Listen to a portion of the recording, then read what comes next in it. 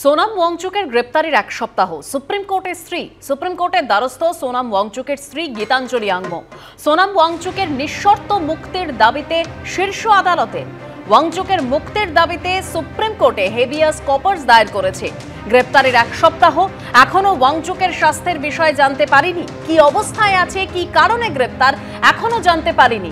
Social মিডিয়ায় post Sonam ওয়াংচুকের স্ত্রী গীতাঞ্জলি আংমোর। গত 26শে সেপ্টেম্বর জাতীয় নিরাপত্তা আইনে গ্রেপ্তার করা হয় সোনাম ওয়াংচুককে।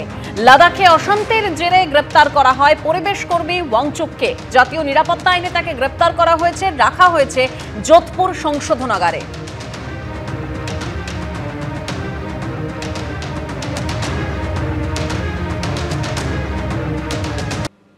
অন্যদিকে কয়েক সেকেন্ডের ঝড়ে কার্যত লণ্ডভণ্ড অবস্থা হয়ে পড়েছে সন্দেশখালীর দুটি গ্রামের। ক্ষতিগ্রস্ত হয়েছে বহু বাড়ি। গত সপ্তাহে কয়েক ঘন্টার বৃষ্টিতে ভেসে গেছিল কলকাতা। এরই মধ্যে পুজোর শেষ লগ্নে ফের ভারী বৃষ্টির ভ্রুকুটি। এই পরিস্থিতিতে তৎপর কলকাতা পুরসভা। পাম্পিং স্টেশনগুলোতে চলছে নজরদারি। কয়েক সেকেন্ডের ঝড়, তাতে লণ্ডভণ্ড হয়ে গেল উত্তর 24 পরগনার সন্দেশখালীর দুটি গ্রাম। দশমীর দুপুরে তছনছ হয়ে গেল পাথরঘাটা হুলোপাড়ার বেশ কয়েকটি বাড়ি। অধিকাংশ বাড়ির ছাদ উড়ে গেছে। আহত হয়েছেন 6 জন। পুজোর ঠিক এক সপ্তাহ আগে মাত্র কয়েক ঘন্টার বৃষ্টিতে ভেসে গেছিল কলকাতা। শহরতলির বিস্তীর্ণ এলাকা কার্যত জলবন্দী হয়ে পড়ে। জমা জলে বিদ্যুৎস্পৃষ্ট হয়ে প্রাণ হারান একের পর এক সহনাগরিক। এরই মধ্যে এসেছে প্রাণের পুজো, কিন্তু পুজোর শেষ লগ্নে ফের ভারী বৃষ্টির ভ্রুকুটি। দশমীতে কলকাতা ও শহরতলি এলাকায় দফায় দফায় বৃষ্টি হয়েছে। এই অবস্থায় ফের আশঙ্কার মেঘ দেখছেন শহরবাসী। পুরসভার একটা প্রস্তুতির অভাব। শুধু প্রাক পুজোর বৃষ্টি কেন বলবো, গত 5 বছরে যতগুলো ঝড় বৃষ্টি হয়েছে সেই প্রত্যেকটার ক্ষেত্রে পুর প্রশাসন ঘটনা ঘটে যাওয়ার পর তারা অ্যাডমিট করেছিলেন যে তাদের প্রস্তুতির অভাব ছিল। আমফান হোক, ইয়াস হোক, এরকম পরপর আমরা দেখছি। বিপর্যয় মোকাবিলা করার জন্য 3টে পদ্ধতি। বিপর্যয় ঘটার আগে কিছু প্রস্তুতি, বিপর্যয় যখন চলে আসছে অর্থাৎ ঝড় যখন চলছে, বৃষ্টি যখন প্রবল, তখন একটা, আর হয়ে যাওয়ার পর কিছু জিনিস থাকে যেগুলো পোস্ট ডিজাস্টার। এই 3টে ধাপে হচ্ছে যে প্রস্তুতি হয়। কিন্তু বিপর্যয় পূর্ব প্রস্তুতি সেটা বিপর্যয় ঘটার 12 ঘন্টা আগে খুব বেশি নেওয়ার সুযোগ থাকে না, আদার দ্যান এনশিওর করা এই পাম্পিং ব্যবস্থাটা যথেষ্ট পরিমাণে আছে কিনা। কিন্তু এটার জন্য, এই বিপর্যয় মোকাবিলা করার জন্য অনেক আগে থেকে প্রস্তুত হতে হয়। পুরসভা আমাদের যে শহরের খুব প্রস্তুত, এটা হচ্ছে যে বাস্তবটা তা বলে না। অন্যদিকে পুরসভার তরফে দাবি করা হচ্ছে পরিস্থিতি মোকাবিলায় তারা প্রস্তুত আছে।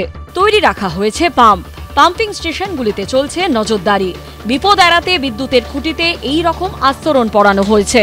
পাশাপাশি যদি বৃষ্টি হয় সেক্ষেত্রে যাতে কোনো সমস্যা না হয়, এখানের যে ইলেকট্রিক পোলগুলো রয়েছে সেই পোলগুলো যে এগুলো কিন্তু পুরোপুরি কভার করা রয়েছে।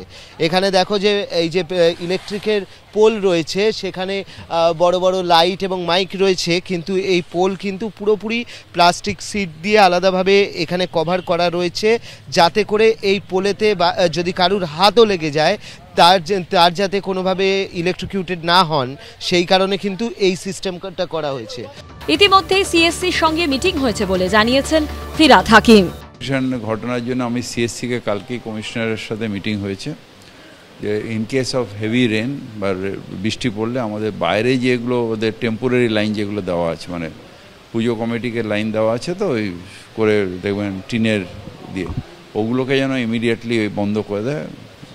আর স্ট্রিট লাইটগুলো আমাদের সব ইন্সপেকশন আবার করা হয়েছে, যেখান দিয়ে ওদের কিছু ট্যাবিং হয়েছিল সেগুলোকে আবার টেপিং করে দেওয়া হয়েছে। স্ট্রিট লাইট কিছু বন্ধ হচ্ছে না তো? না, বন্ধ হচ্ছে না, এখনও যে অবস্থা বন্ধ হচ্ছে না। যদি ওয়াটার লগিংয়ের কোনো সিচুয়েশন আসে তখন বন্ধ করতে হবে। আর মুখ্যমন্ত্রী কিছু খোঁজ খবর নিয়ে? নিশ্চয়ই মুখ্যমন্ত্রী সকাল থেকে অনেকবার খোঁজ খবর নিয়েছেন, কি হচ্ছে, কি করেছি, কি অ্যারেঞ্জমেন্ট, ঘাটের কি অ্যারেঞ্জমেন্ট এই ওয়েদারের জন্য। প্লাস উনি সবসময় মনিটরিং করতে থাকেন।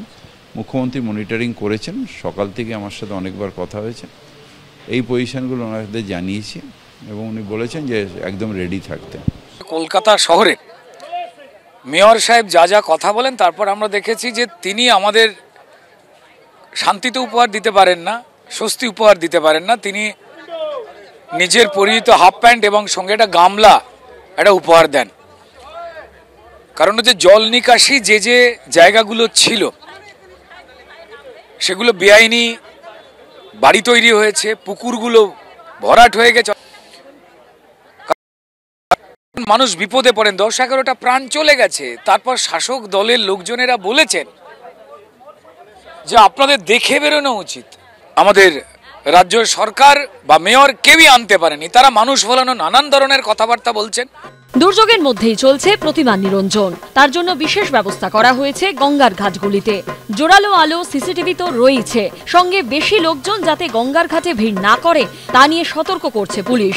ঘাটের ঢালু জায়গায় প্রতিমা নিয়ে ঘোরানোর সময় যাতে কেউ পিছলে না যায় তার জন্য বিশেষ ট্রলির ব্যবস্থা করা হয়েছে। বড় যখন প্রতিমাগুলো আসবে তার জন্য ছোট ছোট ট্রলি আছে, যে ট্রলিতে করে প্রতিমা ঘোরানো হবে এবং ঘোরানোর পরে সেই প্রতিমা বিসর্জনের জন্য নিয়ে যাওয়া হবে। এদিন সন্ধে বাবুঘাটে যান কলকাতার পুলিশ কমিশনার।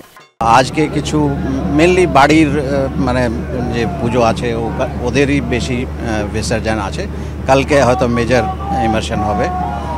কিছু কিছু পূজা মণ্ডপে আজকেও অনেক নিশ্চয়ই লোক যাবে। দুদিকেই আমাদের নজর আছে, আমরা পূজা মণ্ডপে আমাদের ডেপ্লয়মেন্ট আছে ভালোই, অ্যান্ড ইমার্শন ঘাটে প্রত্যেকটা ইমার্শন ঘাটে আমাদের কেএমসি টিম, এখানে commissioner Kolkata CO KMC Kolkata উনি রয়েছেন প্রেজেন্ট, ওনার টিম রয়েছে এখানে। আমাদের ডিজাস্টার ম্যানেজমেন্ট, পুলিশ, আমাদের ডিসিপি, ডিসি পোর্ট, সব জায়গায় অ্যান্ড সিনিয়র অফিসার্স আমাদের সঙ্গে আছেন। তো অনেক জায়গায় আমাদের বড় বড় ডেপ্লয়মেন্ট আছে। আমরা আশা রাখছি যেরকম পূজা কেটেছে সেই রকমই আমাদের ইমার্শনে কোনো অসুবিধা হবে না, সব কিছু ভালোই থাকবে। গঙ্গা দূষণ রোধে নদীতে পড়ার খানিকক্ষণের মধ্যেই ক্রেনের মাধ্যমে তুলে নেওয়া হচ্ছে প্রতিমার কাঠামো। অর্ণব মুখোপাধ্যায়, সমীরণ পাল ও দীপক ঘোষের রিপোর্ট, এবিপি আনন্দ। সাঙ্গ হলো বাঙালির প্রাণের উৎসব। মর্ত ছেড়ে কৈলাসে পাড়ি দিলেন উমা। তবে বিষাদের মাঝেই মাকে পান পাতায় বরণ করে সিঁদুর খেলায় মিষ্টি মুখে বিদায় জানালো আপামর বাঙালি। সিঁদুর খেলায় মাতলেন মহিলারা, সিঁদুর খেলায় যোগ দিলেন তারকারাও। 5 দিনের আনন্দ উদ্দীপনার অবসান। মর্ত ছেড়ে গৌরীর এবার কৈলাসে যাওয়ার পালা। কিন্তু হাজারো মন খারাপের মাঝে প্রাণপ্রিয়া মেয়েকে মিষ্টি মুখে মহাড়ম্বরে পতিগৃহে পাঠায় বাঙালি। বিষাদের মাঝেই চলল আনন্দের সিঁদুর খেলা, মিষ্টি মুখে শুভেচ্ছা বিনিময়। তাতে অংশ নিলেন তারকারাও। দক্ষিণ কলকাতার সমাজসেবী সংঘে সিঁদুর খেলায় মাতলেন অভিনেত্রী স্বস্তিকা মুখোপাধ্যায়। পাড়ায় পুজোয় দিদিকে নিয়ে করলেন দেবী বরণ।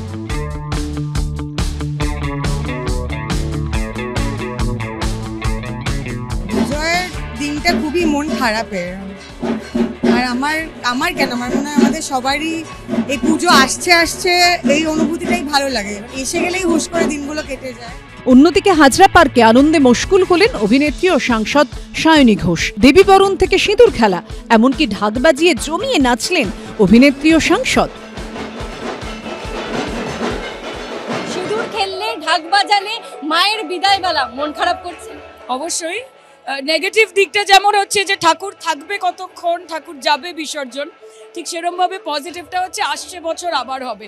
কাজে এই যাওয়া নয়, এই যাওয়া ফিরে আসার জন্য যাওয়া। তাই we are also heart full of emotion.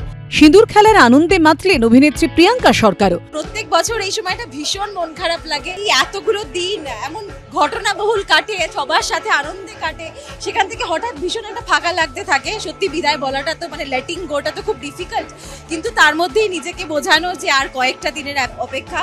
আমাদের সবার কাছে এটা একটা সেরকমই একটা সেন্টিমেন্ট, একটা ইমোশন যে আসছে বছর আবার হবে। সেই ফেথ, সেই বিশ্বাসটা রেখে বছরটা কাটাতে হবে। দশমীর সন্ধ্যায় বাগুইয়াটির দক্ষিণ পাড়া দুর্গোৎসব কমিটির পুজোয় যেন চাঁদের ঘাট। হাজির ছিলেন অভিনেত্রী তৃণা সাহা, রাইমা সেন, দর্শনা বণিকরা। পুজো মানেই স্পেশাল। আই থিঙ্ক এই সারা বছর আমরা এই 4টে দিনের জন্য অপেক্ষা করে থাকি। 4টে দিনই 4টে দিনের মতন করে স্পেশাল হয়। তো একটা কিছু বলবো না, বলবো যে মা আসছে বছর আবার এসো, আরও বড় করে এসো, আরও ভালো করে। কিছু শেষ মানে কিছু নতুনের শুরু। মা যাচ্ছেন মানে মা আবার আসবেন। এই যে আমাদের একটা বছরের একটা আশা দিয়ে যান মা, এটাই তো অনেক বড়।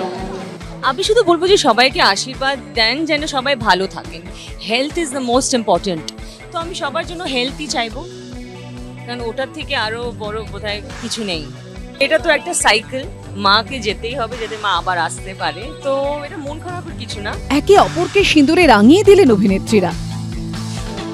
গানের সুরে মাকে বিদায় জানালেন বিধায়ক ও সঙ্গীত শিল্পী অদিতি মুন্সি।